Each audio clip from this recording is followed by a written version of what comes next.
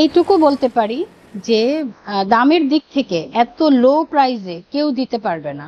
আমার যদি ফ্যাক্টরি ঘুরে দেখেন, আমার 100% কোয়ালিটি অ্যাসিওর, এবং মার্কেটে আমরা যাদের সাথে কাজ করি, আমাদের যারা ক্লায়েন্টরা আছে তারাও জানে যে আমাদের কোয়ালিটির দিক থেকে আমাদের কোনো কম্প্রোমাইজ না। সেরকম আসলে অনেক ছড়ানো নাম না, বাট আমরা ব্যাগের দিক থেকে আমরাই সেরা। আমাদের মতো করে সুন্দর করে এত কোয়ালিটি অ্যাসিওর করে কেউ ব্যাগ দিতে পারবে বলে আমার মনে হয় না। যখনই মাথায় ঢুকে যে নতুন কিছু তৈরি করা দরকার, তখনই করা হয়ে যায়।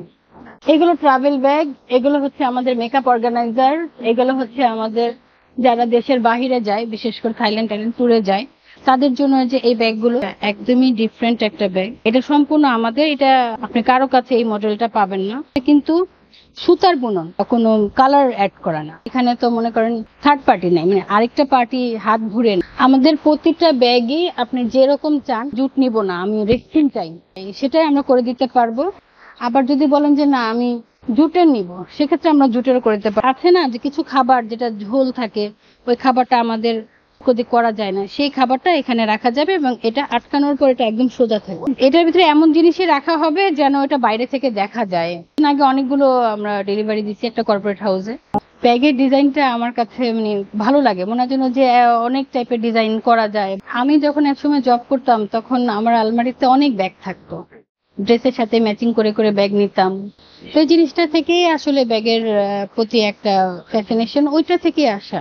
এরকম অনেকবার আশাহত হয়েছি যে আমরা অনেক অ্যাক্ট্রেসদের ব্যাগ দেখি যেগুলো আমরা খুঁজি, তো আমাদের দেশে তো আসলে অ্যাভেলেবেল না। এখন আমি জব করতাম, আসলে কি যে চেষ্টা করতাম যে ছোট ব্যাগের মধ্যে যেন অনেক কিছু আছে।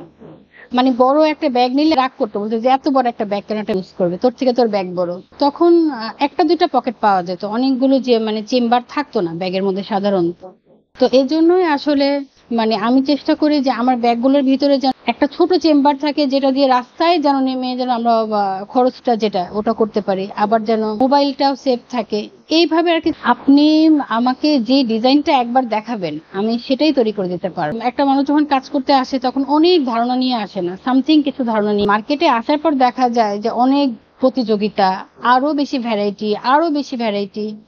তো ওই চিন্তা করে যখন দেখি যে না আমার কাছে এই ধরনের আছে, আরেকজনের কাছে আরো অনেক ধরনের ডিজাইন আছে, তাহলে আরো কিছু ডিজাইন আপনি আমার কাছে ছোট থেকে বড় সব ধরনের ডিজাইন পাবেন।